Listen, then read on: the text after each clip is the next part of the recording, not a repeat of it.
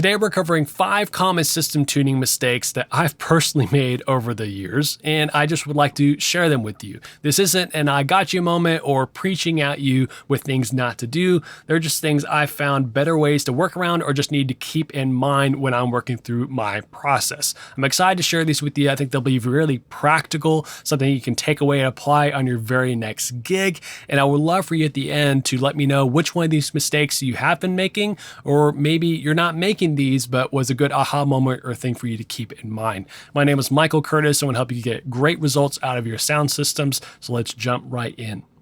Mistake number 1, skipping verification. What do I mean by that?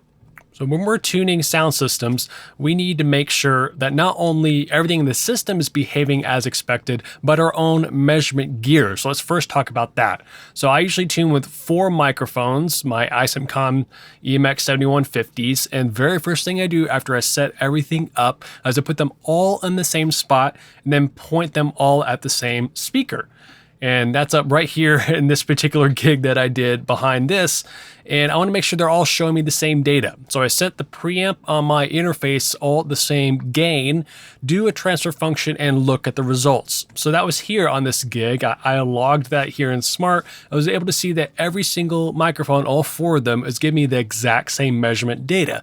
So now I can trust it. And this is all at the same preamp level, but if you have microphones with differing sensitivities, you might have to adjust your preamps so that they all lay on top of each other here on the magnitude graph. So thankfully, these all microphones, their sensitivity is the same, even though they're not a match quad. So I got really lucky and they're matched. You may think here, well, what's the small difference up here on the phase response here on the yellow mic? And that's probably just because of the way the impulse response latched on with its timing, so not a big deal here. In my book, these are all the same. So first you need to make sure all your tools, your microphones are matching, and then we need to make sure that our system and verify every single speaker. I understand, especially on a fast-paced show, you may not, if you're working with a new vendor or whatever, you may not have the time to pull down every single box of your line array or whatever system you're working with and measure it.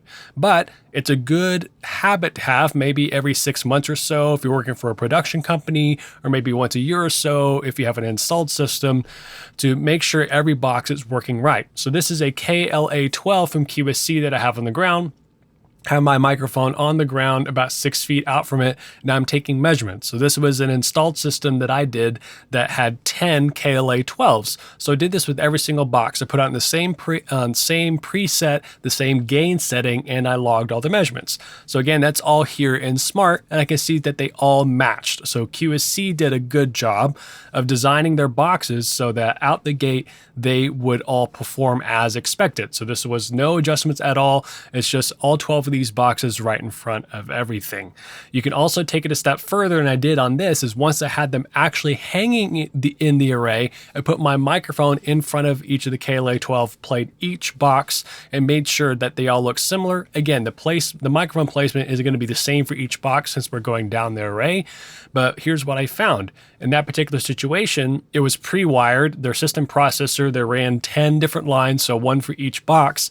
I found 2 polarity inversions on like the second box from the top in the left array and the bottom box on the right array, I think, if I remember correctly. So I not only verified each box itself, but then also put in the system processor and the cabling for that install. Again, I cannot stress this enough. If you have the time to do it in an install situation, I understand live stuff, you have to go quickly, but do what you can to verify as much as you can in the field. So we just want to make sure the tonality matches, the polarity is what it's supposed to be, and the level is within a certain tolerance, all ballpark. Those are the 3 things you're looking for. So this is what it looks like in an ideal setting to take time, but do as much of it as you can in the field with what time you have available to you. All right, moving on to mindless mic placement. So this one I see a lot, people just not thinking about where they're putting their measurement microphone. So the biggest thing you need to think about is what question you're trying to answer with this data, because a microphone, all it is capturing audio signals so you can have data. So the location of that microphone is going to help you answer a different question. So let's look at some examples here. So this is here in my studio. This is a simple studio speaker, and I have my measurement microphone about a foot away. This is on axis with the tweeter. So what question am I answering? Well, what does this speaker sound like about a foot away from it? What is the frequency response of it? All right, so I'm pointing it at the speaker. That's what I'm wanting to measure. Here in my studio, I've got a lot of sound panels, so it's a lot of really nice coherent data. So that's what I'm trying to figure out. Like, what is the frequency response, both phase and magnitude of this speaker? Whereas maybe in the field, I have 3 microphones, and up here top, I'm soloing just this VRX right array. So this is 4 boxes here. And I have put a microphone in front of each box. So here's 1, 2, 3, and then I had one in the front of house booth for when this top speaker shot back there. So the question I'm answering is kind of twofold. What is the discrepancy front to back? And then I intentionally placed each of these microphones in the center of the speaker's throw. So why the center? A speaker's center, or on axis as it's called, is going to usually be its most linear spot. A speaker, one of the reasons you might pay more for a certain speaker, it's usually is more predictable over its coverage shape. You can usually have it be loudest at the center in the high frequencies, and within its coverage range, let's call it a 90-degree speaker, it's going to have 6 decibels of roll off from left up to the 45-degree mark, and then another 45 degrees on the right. And same thing with its vertical coverage. So a VRX is 100 degrees wide by 15 degrees vertical. So there's going to be, hopefully, be a 6 dB spread within that, and we can verify it. But I know on axis it's going to be its most linear, and where the high frequencies we can pick up the most. So, and that's where people are going to usually orient when they go listen to a speaker, is dead on in front of it. So that's why we want to pay attention there. So if a speaker is predictable, I don't have to take a bunch of different measurements. I just know for a fact that if I'm dead center of a speaker's throw, I should get this. And as I move to the side, I'm going to get a drop in high frequencies. And hopefully within that range that the manufacturer has given to us. So I've put in a single microphone in front of each box, because in this specific gig, I had amp channels for each box. So then I can apply processing to each. So then I can EQ each to match, which was cool. So long story short, you need to be able to know, I can put my microphones here because I'm trying to get a specific answer from this situation. So in system tuning work, most of the time our microphones are going to be placed like this. We are going to move them around for different time aligning spots. We need to know, well, why do I want to time align them here? Why do I want to use this microphone at this specific point to get the delta maybe between a main system and a relay system, or maybe a mains and a front fill speaker? We need to iron that out. But there's a certain order of operations that needs to happen first to see, well, where are these meeting at equal level, and at what frequency, what tonality do I want? So measurement platforms like Smart and Open Sound Meter, Room EQ Wizard, whatever, and using microphones is really, really helpful data, but we have to decipher it and determine what it needs to do. So when you're placing a microphone, you need to have a specific question in mind. Like, what am I trying to figure out? And in this case, it was my main right array on axis on each box. What does the frequency response look at? Like, that's what it's going after. So same thing, one more example here. Back to this setup, I had 4 microphones, and I'm asking, what is the discrepancy front to back on this right side of the audience? I basically took the room, divided it in half, and then these microphones sat in the half of the half, if you will, and I put them from front to back. And I wanted to see what the difference. So this wasn't on axis with the speaker, because it was actually here pointed out kind of about this way, but I just wanted to fine tune the placement of the speaker so that going front to back in the room, how even was it? Could I get back all the way into this corner? What about here on the very front row? What were things sounding like? So I know by placing these here, I can get some really useful data for orienting the speaker and seeing how the tonality held up over the space. So it's not always easy as we'll place your microphones in a line in front of the speaker, but I do have this pattern of looking how things are evolving over the space, and I can also run an average of all 4 of these microphones and see what's happening there. Next, number 3, parametric pulverization. So let's see what that looks like. Here's a graphic representation of it. I guess parametric, not graphic, because graphic EQ is a little bit different. So we have these EQ bands where someone's trying to EQ the system, and they're seeing all these squiggles in the in the magnitude of response and trying to use these tiny little filters to hammer it into submission. And this is what I call whack-a-mole mode. You remember this game? You take the hammer and go boom, boom as the little moles pop up. So it's playing smart from the founders of Rational Acoustics. They've told me it's like playing it like a video game, trying to take every little peak and bring it down and take every dip and bring it up and make everything like an ice rink, very, very flat. So in general, we are trying to get flatter-ish response out of our speakers, but going after all these tiny little dips and peaks is not the way to do it. We can use smoothing to help make the data a little bit easier to read, and that uses some averaging. Right now, this is at 1/24th of an octave. I can move it up to 1/12th, and things will start to even out a little bit. But I always don't want to work in this really coarse mode because I might be missing something that I do need to pay attention to. But in general, if I move the microphone just 1 foot to the left or right, all these peaks and dips are probably going to change. So if I can make this, ice rink flat on this trace with a bunch of small parametric filters, I've solved that problem at that one point in space, but I haven't solved it anywhere else. So we need to look at the macro changes. Again, that's why I like looking at multiple microphones at different locations, and that tells me, is this problem persisting over the whole space or not? And if it's not, I'm not worrying about it, because remember, our audience is the entire listening area, not just one spot.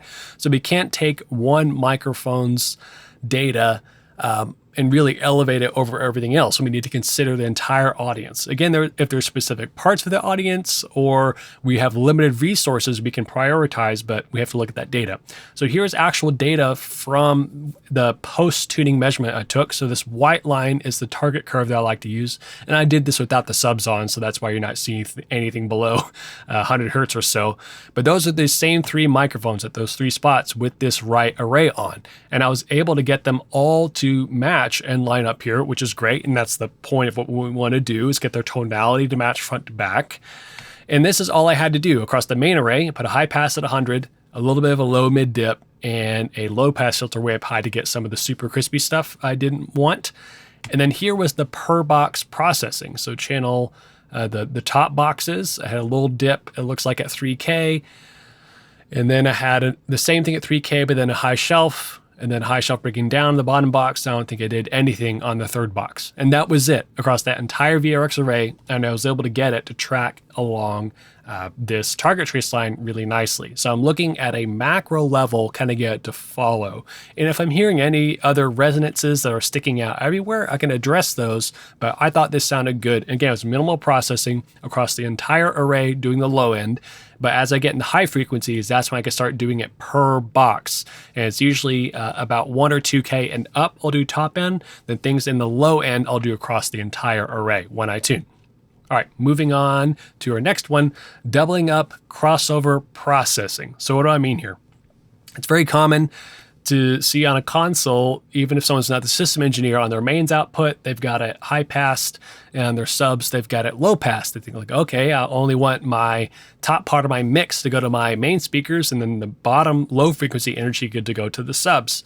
And what we neglect is that most active speakers and many passive speakers that have amps with specific processing presets already take care of a lot of this for us. So here's a QSC KS118, and we can see this doesn't need another low pass filter or even a high pass filter. We think like, oh, I don't want this infrasonic energy blowing out my subwoofer. They've already taken care of that. So the best way to know is measure your speakers ahead of time and see what's happening with the processing.